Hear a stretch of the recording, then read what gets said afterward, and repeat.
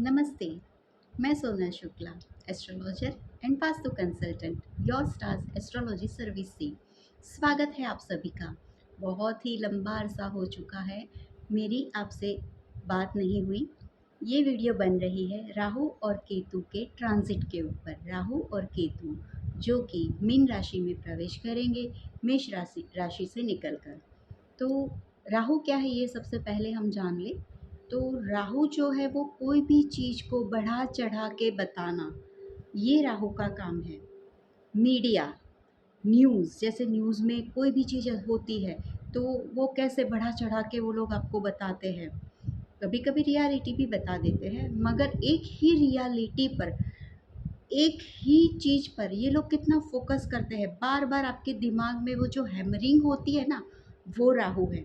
राहु जो है वो आपकी out of the box thinking है। राहु जो है वो किसी भी वैज्ञानिक हो, अ, कोई भी रिसर्च करता हो, उसके कुंडली में बहुत ही प्रोमिनेंट परिस्थिति में आपको मिलेगा। प्रोमिनेंट मीन्स के आपके लग्न का लॉर्ड हो सकता है, लग्न के साथ कहीं ना कहीं से वो कनेक्शन बनाएगा, या आपके मून के साथ कहीं ना कहीं वो कनेक्शन बनाएगा, या आपके बुध के साथ उसका कनेक्शन ज़रूर होगा।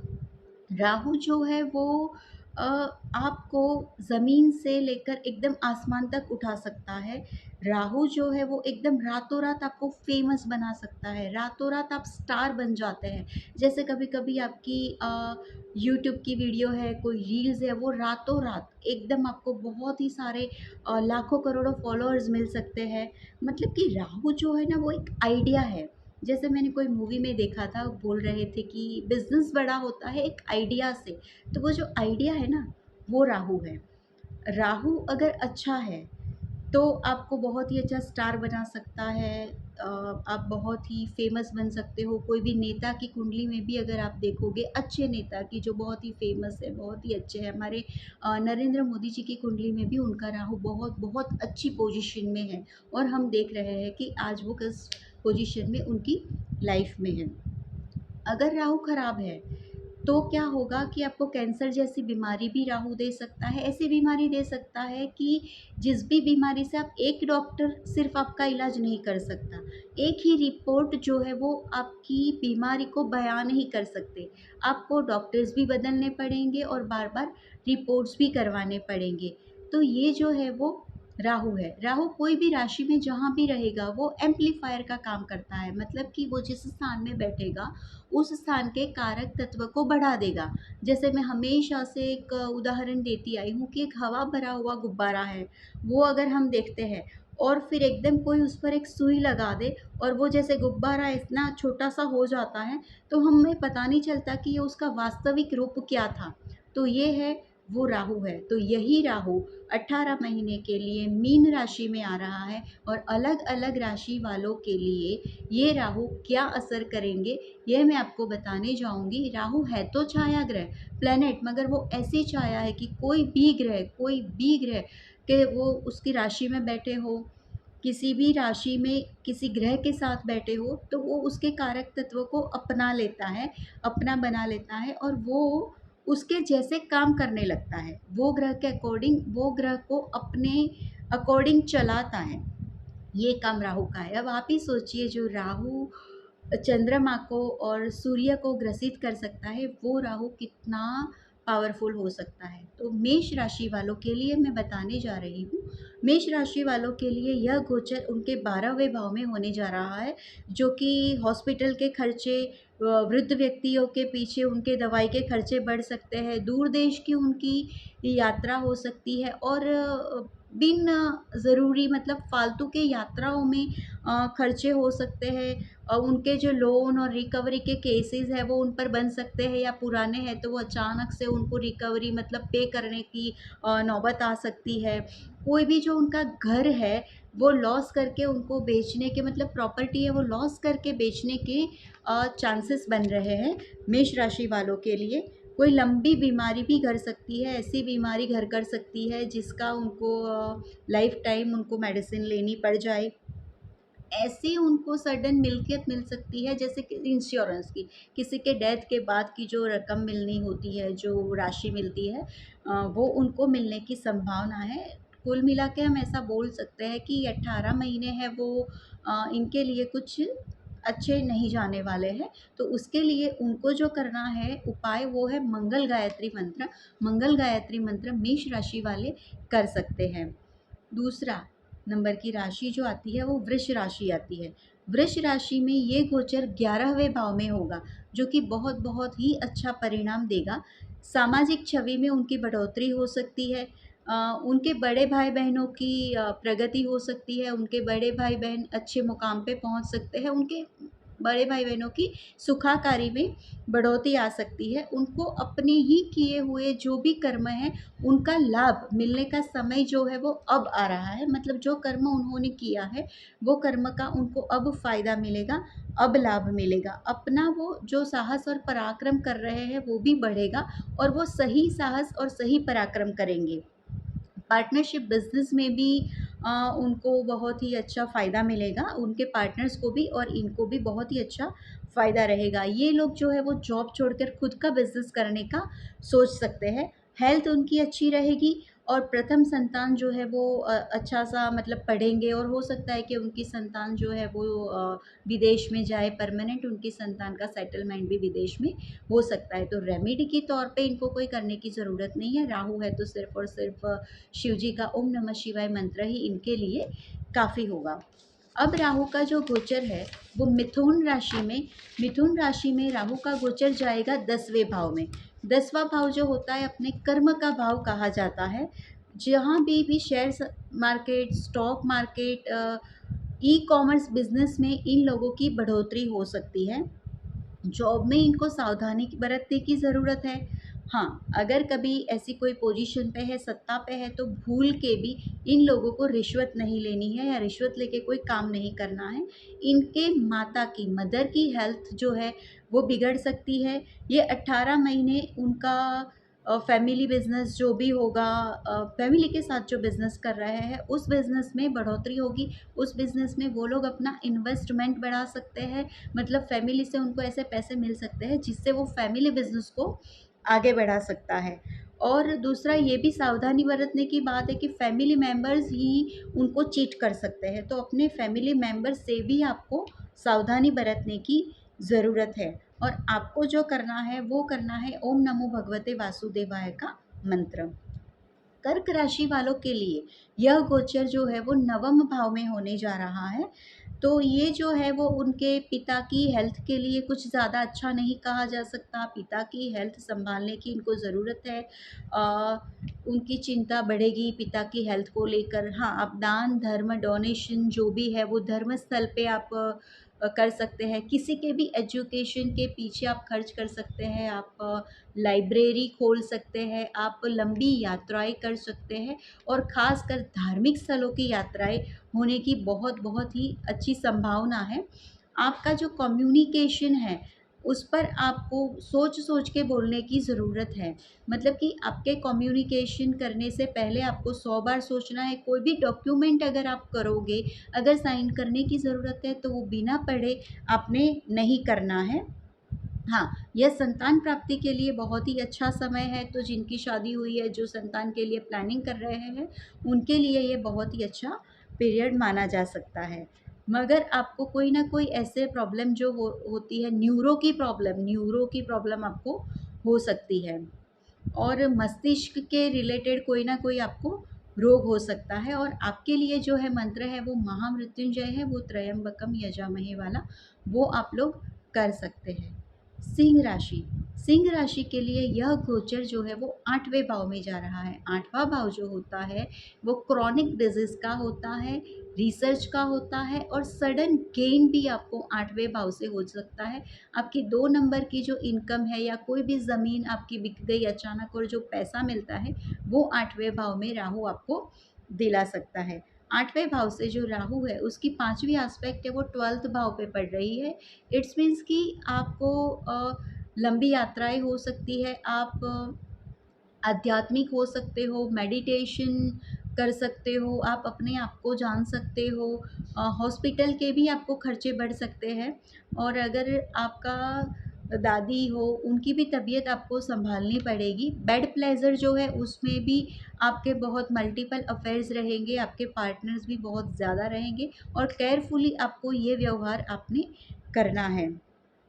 उसके बाद आध्यात्मिकता की अभी जो मैंने बात की, तो अगर आप ज्योतिष के बिजनेस में हैं, आप ऑकल्ट साइंस में हैं, आप कोई हीलर है, तो आपके लिए ये वाला गोचर जो है वो बहुत बहुत ही अच्छा रहेगा। सिंह राशि वालों के लिए ये भी संभावना मैं बोल सकती हूँ कि इन लोगों को विदेश जाने का चांस मिल सकता है। वो विदेश जाकर परमानेंट अगर वहाँ बसना चाहते हैं तो वो बस सकते हैं वहाँ पे।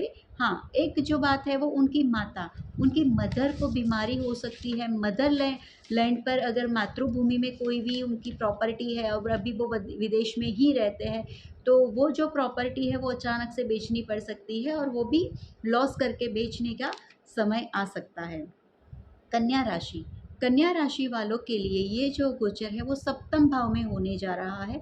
जीवन साथी से मतभेद होने की संभावना है। हेल्थ उनको परेशान कर सकती है जीवन साथी की, और सामाजिक प्रतिष्ठा में इनको बढ़ोतरी होगी, सामाजिक प्रतिष्ठा इनकी बढ़ेगी। आप डॉक्यूमेंट से रिलेटेड कोई भी काम करते हो, लाइजनिंग करते हो, तो वो काम में आपको बढ़ोतरी होगी। छोटी मोटी यात्राएं भी आपकी लाभप्रद रहेगी। आपका जो राहु की दृष्टि जो है वो लाभ भाव में होने जा रही है, तो ये भी हो सकता है कि आप शॉर्टकट से पैसा कमाना चाहे और उसमें आपको फ़ायदा भी हो सकता है। आप ऐसा साहस भी कर सकते हैं कि आप 2-3 बिज़नेस कर सकते हो अलग-अलग पार्टनर्स के साथ, ये भी एक संभावना है। अचानक से आप अपने आप को केयर करने लगोगे, अपने आप को मतलब जिम जॉइन कर सकते हो, वेलनेस सेंटर जॉइन कर सकते हो, मतलब आप एकदम ही अपनी पर्सनालिटी के तरफ जागृत हो जाओगे, सजाग हो जाओगे। तुला राशि, तुला राशि वालों के लिए ये जो गोचर है वो षष्ठम भाव में जाएगा। तो छठा भाव जो है वो राहु के लिए गोचर में अच्छा माना जाता है। अपने सभी दुश्मनों का सफाया आप कर सकते हो। कोई भी कॉम्पिटिटिव एग्ज़ाम है उसमें आप जीत सकते हो। अगर कोई लिटिगेशन है, कोई केस आपका पुराना चल रहा है, तो उसमें आप बाइज़्ज़त बरी भी हो सकते हो। और दूसरा, आपके ननिहाल वालों के लिए ये गोचर बहुत बहुत ही अच्छा जाना जाएगा। ये गोचर जो है वो आपके कर्म भाव को भी देखेगा, तो आप जॉब बंद करके आप अपना न्यू बिज़नेस भी स्टार्टअप कर सकते हो, या जॉब के साथ कोई साइड बिज़नेस भी कर सकते हो, और आप बाहर इंपोर्ट एक्सपोर्ट का भी कोई भी काम कर सकते हो। आप बहुत ही दान धर्म कर सकते हो, आप हॉस्पिटल में, आप वृद्धाश्रम में दान धर्म कर सकते हो। आपकी फैमिली मेंबर भी बढ़ने की संभावना है, आपका बैंक बैलेंस बढ़ेगा और आपके फैमिली मेंबर्स का आपको बहुत बहुत ही अच्छा सपोर्ट मिलेगा, और सामाजिक छवि आपकी है वो सुधरेगी। फैमिली वाले आपको पूछ कर ही अपना काम करेंगे ये 18 महीने। वृश्चिक राशि, वृश्चिक राशि में यह गोचर पंचम भाव में होने जा रहा है। पंचम भाव जो होता है वो संतान का होता है, विद्या का होता है, लव अफेयर का होता है और इन्वेस्टमेंट का होता है। तो जो आपकी संतान है उनकी पढ़ाई में मन नहीं लगेगा, तो उनको ज़रा आपको ध्यान देना पड़ेगा कि भाई वो क्या पढ़ रहे हैं, उनकी संगत कहाँ पर है, वो किसके साथ बैठ उठ रहे हैं, वो आपको देखना पड़ेगा, और उसके साथ ही साथ उनकी हेल्थ की भी चिंता आपको सताएगी। लंबी यात्राएं जो है वो आपके लिए बहुत ही लाभप्रद रहेगी। पर्टिकुलर कि जो भी आपने धार्मिक यात्रा की, आप बड़े-बड़े यात्रा स्थलों पे जाओगे, वो यात्रा आपको बहुत ही अच्छा फल देगी। हो सकता है उस यात्रा के दौरान ही आपको कोई ऐसा कॉल आ जाए कि आपको बहुत बड़ा मुनाफ़ा हुआ है, फ़ायदा हुआ है, या आपकी जॉब में आपको प्रमोशन मिला है, या आपको न्यू बिज़नेस की ऑफ़र उन्हीं यात्रा के दौरान आ सकती है। मगर एक चीज़ है कि आप खुद पर बहुत ही ज़्यादा खर्चा करोगे। समाज में अपना नाम मतलब शो ऑफ बहुत करोगे आप। जैसे एग्ज़ाम्पल, आपने कोई प्रमोशन मिला आपको, या आपने कुछ नई चीज़ खरीदी, व्हीकल खरीदी, तो आप उसका शो ऑफ बहुत करोगे। आप समाज में जाओगे, सभी के बीच में बोलोगे मैंने ये ले लिए, मैंने वो ले लिया। तो थोड़ा सा सावधानी, क्योंकि कभी कभार इन सब चीज़ों से नज़र भी लग जाती है। तो समाज में और आपके बड़े बहनों की तो प्रगति निश्चित ही निश्चित है, वो बहुत बहुत प्रगति करेंगे, आपके बड़े भाई या बड़े बहन हैं तो। और दूसरा, ये जो गोचर है वो धनु राशि के लिए चतुर्थ भाव में होने जा रहा है। चतुर्थ भाव में होने के कारण आपकी माता की हेल्थ आपको सँभालनी होगी। आप ज़्यादा बाहर नहीं जाओगे, आप घर में ही बैठकर काम करना मतलब कि वर्क फ्रॉम होम करना पसंद करोगे। और यह जो गोचर है उसको 4, 8 और 12 भाव कहा जा सकता है। मतलब 4th भाव, उसकी जो एस्पेक्ट है वो 8वें भाव में, और एक एस्पेक्ट है वो 12वें भाव में भी जाएगी। तो ये ही चारों के चारों जो भी स्थान है 4, 8 और 12, ये सभी स्थान जिसको बोल सकते हैं मोक्ष का स्थान है। मतलब कि आप कोई भी ऐसा काम करोगे जिससे एनलाइटनमेंट आपको मिले, आप धार्मिक हो जाओगे, आपकी भगवान के प्रति आस्था बढ़ जाएगी। और अगर आप कोई रिसर्च कर रहे हो, पीएचडी कर रहे हो या हायर स्टडी करने जा रहे हो, उसमें आप वो थीसिस अगर लिख रहे हैं तो वो कंप्लीशन पे हो जाएगा और वो कंप्लीट होने की संभावना है। अगर आप नॉर्मल भी पढ़ाई कर रहे हो तो जैसे आपने एक लेसन पढ़ा तो आप उसको रट्टा नहीं मारोगे, आप उसको समझोगे, खुद की समझी हुई नोट्स बनाओगे और वही उत्तर आप एग्ज़ाम्स में लिखोगे। तो ये सारी चीज़ें आपको, और एक नई प्रॉपर्टी खरीदने के भी आपको चांसेस है। सिर्फ और सिर्फ आपने संभालना है अपनी मदर की हेल्थ को, आपने संभालना है। मकर राशि, मकर राशि वालों के लिए यह गोचर तीसरे भाव में होता है। तो राहु के लिए तीसरा गोचर भी बहुत ही अच्छा माना जाता है। यह गोचर एक ऐसा साहस कराएगा, ऐसा पराक्रम कराएगा कि जो आने वाले सदियों तक, महीनों तक आप उस चीज़ के लिए जाने जाओगे। और आप अगर एक नॉर्मल इंसान हो तो आप इतना तो कमा ही लोगे कि एटलीस्ट आपकी 7 पीढ़ियाँ हैं वो बैठे बैठे कमाए। अब ये कौन किसको कितने परसेंटेज लाभ मिला है ये मैं वीडियो के अंत में बताऊंगी। 18 महीनों के लिए ये गोचर जो है वो बहुत बहुत ही फायदेमंद रहेगा। आपकी सारी परेशानियां हैं वो आपकी दूर हो जाएगी। पराक्रम स्थान से राहु जो है वो आपके भाग्य स्थान को देखेगा, मतलब आप जो भी पराक्रम करोगे भाग्य आपको उसमें साथ देगा, एवं आपको पिता का भी आपको साथ मिलेगा। आपको पितरों के आशीर्वाद प्राप्त होंगे, शादी होने की संभावना है, आपकी रिलेशनशिप है उसको एक नाम मिल जाएगा, तो उसमें भी आपको सफलता मिलेगी, आपको इनकम बढ़ेगी और आपको पार्टनरशिप से भी बहुत बहुत फ़ायदा है। तो मतलब मकर राशि के लिए भी ये गोचर जो है वो बहुत ही अच्छा है। कुंभ राशि, कुंभ राशि में ये जो गोचर है वो कुटुंब भाव में होने जा रहा है। मतलब कि कौटुंबिक जो भी प्रॉपर्टी होगी, जो भी बहुत सालों से डिस्प्यूट्स चल रहे हैं वो सॉल्व होने की संभावना है। फैमिली की जो मिल्कियत है वो उसका प्रॉब्लम सॉल्व होके उसके पैसे आपको मिलने की भी संभावना है। मगर कलेश भी बहुत होंगे घर में, प्रॉब्लम्स भी बहुत होगी, फैमिली मेम्बर्स के बीच में बहुत सारे मिसअंडरस्टैंडिंग्स भी क्रिएट हो सकती है। ये जो गोचर है वो 8वें भाव को देखेगा, तो परमानेंट दवाई हो, ऐसी कोई बीमारी भी आपको लग सकती है। किसी के मरने के बाद की इंश्योरेंस की आपको कोई पैसे भी मिल सकते हैं। और आप नया साहस भी करोगे, आप एक बिज़नेस को छोड़कर नए बिज़नेस में जाओगे और जिस भी बिज़नेस में हो उसको एक्सपांड करोगे, बढ़ाओगे। और राहु जो है वो आपके छठे भाव को भी देख रहा है, तो कोई भी लिटिगेशंस या कुछ भी चल रहा है वो आपका ख़त्म होने जा रहा है। आपके मामा के घर के लिए थोड़ी प्रॉब्लम खड़ी हो सकती है, तो वहाँ हो सके तो उतना ही 18 महीने उन लोगों के साथ अगर कोई बिज़नेस करने जा रहे हो आपके मामा के घर वालों के साइड से, तो वो थोड़ा रुक जाइएगा। मीन राशि, मीन राशि वालों के लिए ये जो गोचर है वो अपने लग्न स्थान में खुद के मतलब असेंडेंट में ही होने जा रहा है। तो एकदम आप पर्सनालिटी की तरफ जागृत हो जाओगे। आप एकदम से, जैसे मैंने बोला, जिम करने लगोगे, आपको एकदम अपनी बॉडी पर नज़र जाएगा कि अरे मैं मोटी हो गई हूँ या मैं मोटा हो गया हूँ, मुझे मेरी पर्सनालिटी पे ध्यान देने की ज़रूरत है। आप पर्सनालिटी डेवलपमेंट में लग जाओगे। और आपके जीवन साथी के प्रति भी आप बहुत ही जागृत हो जाओगे, आप उनको भी बहुत हेल्पफुल होगे। मल्टीपल पार्टनरशिप होने की संभावना है। हाँ, थोड़ा आप एक्स्ट्रा मैरिटल अफेयर से बचिएगा क्योंकि ये भी एक संभावना देखी जाती है। भाग्य भी आपका साथ देगा क्योंकि देखो, जब भी कोई भी गोचर, राहु का गोचर लग्न में होने जा रहा है ना, तो वो उसके दोनों स्तंभ है जो पंचम भाव और नवम भाव, दोनों पर उसकी दृष्टि जाएगी। और 7वें भाव मतलब केंद्र और त्रिकोण, सभी भावों को ये कवर करेगा। इट्स मीन्स कि एक स्तंभ स्तंभ बनेगा। तो ये आपकी पर्सनालिटी को एनहांस करेगा, इस तरह से एनहांस करेगा कि आप अचानक से फेमस हो जाओगे, आपके बहुत ज़्यादा फॉलोअर बढ़ जाएंगे। ये सारी चीज़ मीन राशि में होने जा रही है। बस आपको मैंने जो बोला वो संभालना है कि आपकी छवि ना बिगड़े। उसका आपको बहुत ही ध्यान रखना है। किस्मत आपको साथ देगी, संतान आपको साथ देंगे। गलत इन्वेस्टमेंट मत कर देना, शेयर स्टॉक मार्केट से बचिएगा। मंत्र साधनाएं आप बहुत सारी करोगे, आगे पढ़ाई बहुत करोगे, रिसर्च करोगे, पीएचडी में भी आप आगे काम कर सकते हो और धर्म की यात्रा भी कर सकते हो। तो ये था 12 राशियों का भविष्य फल। और अब मैं जो कहने जा रही हूँ कि आप सोचोगे कि किस पर कितना असर होगा, तो राहु आपकी कुंडली में अगर मजबूत स्थिति में है, महादशा में है, आपके चंद्रमा का वो नक्षत्र लॉर्ड बन रहा है या लग्न का नक्षत्र लॉर्ड बन रहा है, लग्न में है, पंचम भाव में है, नवम भाव में है, तो उन लोगों के लिए ये जो गोचर है वो शुभ होगा, अच्छा होगा। और मित्र के साथ बैठे होंगे उन लोगों के लिए ये गोचर जो है वो शुभ होगा। बाकी देखी जाएगी कि उसकी डिग्री कितनी है, वो डिग्री उसकी असेंडेंट लगने की डिग्री पे कब आएगी, चंद्रमा की डिग्री पे कब आएगी, तब उनको वो परिणाम मिलेगा।